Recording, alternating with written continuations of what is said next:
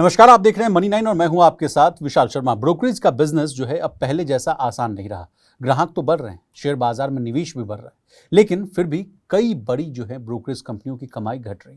Discount brokers की बढ़ती चुनौती, एफएनओ ट्रेडिंग में सुस्ती, सेबी के सख्त नियम और घटती ब्रोकरेज फीस ने जो है इस बिजनेस का पूरा गणित कहिए, पूरा कैलकुलेशन कहिए, वो बदल दिया।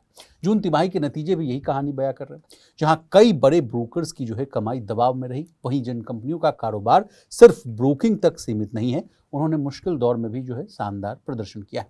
आखिर क्यों बदल रहा है ब्रोकरेज इंडस्ट्री का पूरा खेल, जानने और समझने की कोशिश करेंगे। तो सबसे पहले जो है जून तिमाही क्यों कमजोर रही, इनकी जो इसके पीछे जो कई कारण हैं वो समझने की कोशिश करते हैं। एक पहला कारण बताया जा रहा है कि एफएनओ ट्रेडिंग घट गई है।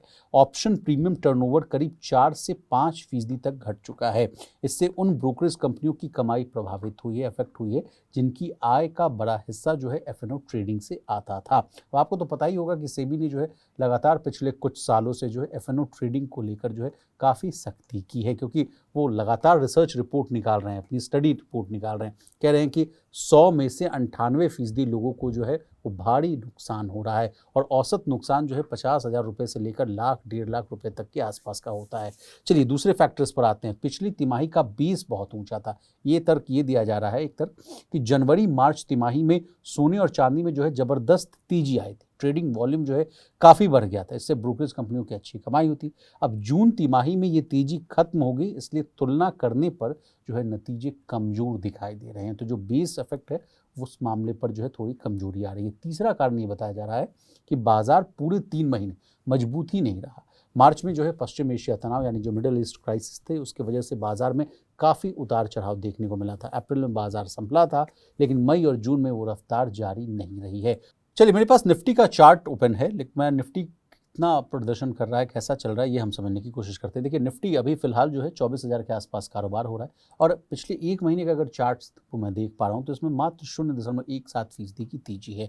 6 महीने में अगर निफ्टी के प्रदर्शन की बात की जाए तो इसने जो है निवेशकों को 5.5% का निगेटिव रिटर्न दिया। तो जिस बात को मैं आपसे कह रहा था कि बाजार जो है पूरे 3 महीने मजबूत नहीं रहा, तो पिछले 6 महीने का अगर प्रदर्शन देखें तो बाजार ने जो है लोगों को नेगेटिव रिटर्न ही दिया है। तो इस वजह से भी कहा जा रहा है कि जून तिमाही जो है ब्रोकरेज कंपनियों के लिए कमजोर रही है। अब किन किन कंपनियों का प्रदर्शन थोड़ा कमजोर रहा या मजबूत रहा, ये हम समझने की कोशिश करते हैं। तो सबसे पहले बात करते हैं एंजल वन की।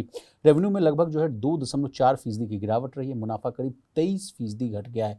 तिमाही आधार पर देखें तो ये बड़ी गिरावट देखने को मिल रही है। एफएनओ कारोबार में कमजोरी का असर जो है साफ तौर पर देखने को मिल रहा है। आनंद राठी की बात की जाए तो उनके भी रेवेन्यू में जो है करीब 4% की जो है वो डेंट है। मुनाफा लगभग 44% गिर चुका है। कंपनी पर भी जो है ट्रेडिंग वॉल्यूम घटने का असर पड़ा है। आईएफएल कैपिटल सर्विसेज की बात कर लेते हैं। रेवेन्यू में 3% की बढ़ोतरी हुई है। मुनाफा में जो है वो 14% की बढ़ोतरी है, और ये कुछ गिनी चुनी कंपनियों में रही है जिनका जो है प्रदर्शन बेहतर रहा है। मोतीलाल ओसवाल फाइनेंशियल सर्विसेज की बात की जाए तो ये कंपनी सबसे ज़्यादा चर्चा में रही। रेवेन्यू में 88% की ज़बरदस्त बढ़ोतरी हुई है।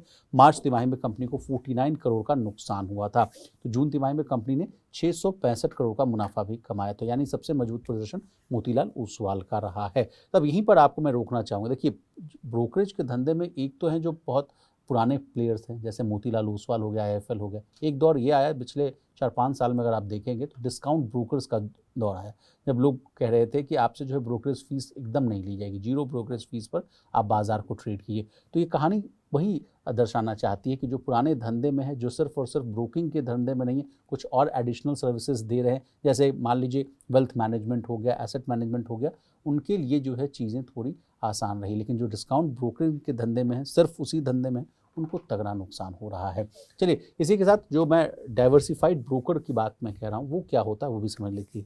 डाइवर्सिफाइड ब्रोकर वो कंपनी होती है जो केवल शेयर खरीदने बेचने का काम नहीं करती। इनका कारोबार जो है कई सेक्टर्स में फैला होता है। जैसा मैंने अभी आपको कुछ देर पहले ही बताया, ब्रोकिंग में तो है ही, वेल्थ मैनेजमेंट करते हैं, एसेट मैनेजमेंट करते हैं, इन्वेस्टमेंट बैंकिंग का ऑप्शन देते हैं, लोन देते हैं, आईपीओ सर्विसेज देते हैं। जब किसी एक बिजनेस में कमजोरी आती भी है तो दूसरे कारोबार से जो उनकी कमाई होती है उससे उनकी जो है ओवरऑल, अगर पीएलएन स्टेटमेंट देखें, प्रॉफिट एंड लॉस का स्टेटमेंट देखें, तो उससे उनकी अच्छी खासी भरपाई हो जाती है। इसी कारण है कि ऐसी कंपनियों के जो नतीजे अपेक्षाकृत जो है दूसरों से बेहतर रहते हैं। चलिए आगे बात करते हैं, आगे चलते हैं, कहानी को और लिए चलते हैं। रिटेल निवेशकों की स्थिति कैसी रही है ये भी जान लेते हैं। देखिए अच्छी बात ये रही कि आम निवेशकों ने बाजार में निवेश जो है वो जारी रखा। कैश जो मार्केट है उसका टर्नओवर लगभग 18 से 19% बढ़ा है, यानी लोग शेयर खरीदते रहे, लेकिन एफ ट्रेडिंग जो है पहले जैसे जो है तेज नहीं रही। उसके पीछे मैंने आपको वही कारण बताया कि सेबी की सख्ती एंड ऑल। चलिए इस पूरे मामले पर एक्सपर्ट्स क्या कह रहे हैं ये भी जान लेते हैं। देखिए एक्सपर्ट्स के मुताबिक पिछली तिमाही में सोने चांदी की तेजी से ब्रोकरेज कंपनियों को जो है असाधारण प्रॉफिट हुआ था। आपने एक दौर देखा था जब सोना जो है अप्रॉक्स 2 लाख का जो आंकड़ा है वो टच करने को ही था। प्रति 10 ग्राम की मैं बात कर रहा हूँ, चांदी की मैं बात कर रहा हूँ तो वो भी जो है 4 लाख रुपए तक का आंकड़ा जो है प्रति किलोग्राम टच करने के लेवल के आसपास था। लेकिन अब जो है अपने पीक से ये लोग भी जो है थोड़े कूल ऑफ होते हुए नजर। अभी जो है सोने की बात किया तो करीब 1.5 लाख रुपए प्रति 10 ग्राम के आसपास ट्रेड हो रहा है, और चांदी की बात किया तो 2, सवा 2 या 2.5 लाख के आसपास जो है प्रति किलोग्राम चांदी भी ट्रेड होता हुआ दिख रहा है। फिर वो कहा जा रहा है कि जून तिमाही में वो फायदा जो है इन ब्रोकरिंग कंपनियों को नहीं मिला जितना इनको उम्मीद थी। तो एफ कारोबार कमजोर रहने से कमाई पर दबाव बढ़ा है, हालांकि निवेशकों की भागीदारी अच्छी खासी बनी हुई है। इसके अलावा जियोपॉलिटिकल टेंशंस की वजह से कहा जा रहा है कि बाजार में अच्छी खासी वॉलेटिलिटी यानी उतार चढ़ाव देखने को मिली, और जैसी वॉलेटिलिटी आती है लोग जो है अपना पैसा जो है निकाल लेते हैं। सोचते हैं कि जब भी ये कूल ऑफ हो, ये सिचुएशन ठीक हो, तब हम दोबारा अपना पैसा लगा सकें। कोई भी जो है अनसर्टेनिटी में रिस्क लेना नहीं चाहता है। अब जाते जाते और क्या क्या फैक्टर्स हैं जिसकी वजह से जो ब्रोकरेज कंपनियों पर जो है दबाव बढ़ता है, उनकी कमाई कम होती है, ये भी जान लेते हैं। जैसा कि मैंने आपको कहा कि एफ ट्रेडिंग में जो सुस्ती आई, इस मामले को और आसान भाषा में समझते हैं। देखिए सेबी के नए नियमों के बाद जो है ऑप्शन ट्रेडिंग की जो है गतिविधि कहिए वो घटी है। ऑप्शन प्रीमियम टर्नओवर कम होने से ब्रोकरेज की कमाई पर सीधा असर पड़ता है। जिन कंपनियों की आय का बड़ा हिस्सा एफ से आता था उन्हें ज़्यादा नुकसान होता हुआ दिख रहा है। इसके अलावा अगला फैक्टर ये है कि ब्रोकरेज रेट्स में प्राइस वॉर देखने को मिल रहा है। देखिए कस्टमर्स को अट्रैक्ट करने के लिए कंपनियां लगातार फीस कम कर रही हैं। कई जगह जो है जीरो ब्रोकरेज या फ्लैट जो है फी वो मॉडल अपनाया जा रहा है। इससे ग्राहक तो बढ़ते हैं लेकिन प्रति कस्टमर कमाई जो है वो घट जाती है। रिटेल इन्वेस्टर्स जो है कहा जा रहा है कि अब ट्रेडिंग की बजाय जो है एसआईपी और लॉन्ग टर्म इन्वेस्टिंग पर जो है वो ज़्यादा फोकस कर रहे हैं। कम ट्रेड होने का मतलब है कि सीधी सी बात है कि ब्रोकरेज जो है वो कम आएगा। मार्केट वोलेटिलिटी, जैसा कि मैंने आपको बताया कि जब भी बाजार में अनिश्चितता जो है यानी अनसर्टेनिटीज़ ज़्यादा होती है तो कई निवेशक जो है ट्रेडिंग से दूरी बना लेते हैं। ट्रेडिंग वॉल्यूम घटने से ब्रोकर्स की भी जो है इनकम वो कम होती है।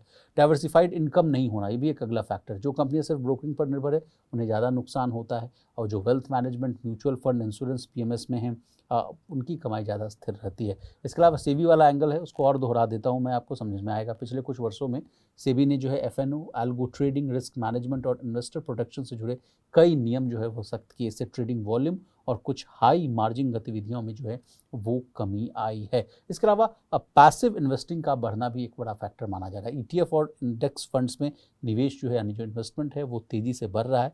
ऐसे निवेशक बार बार ट्रेड नहीं करते हैं, इससे ब्रोकरेज जो है इनकम वो सीमित हो जाती है। इसके अलावा म्यूचुअल फंड्स में डायरेक्ट प्लान्स भी आए हैं।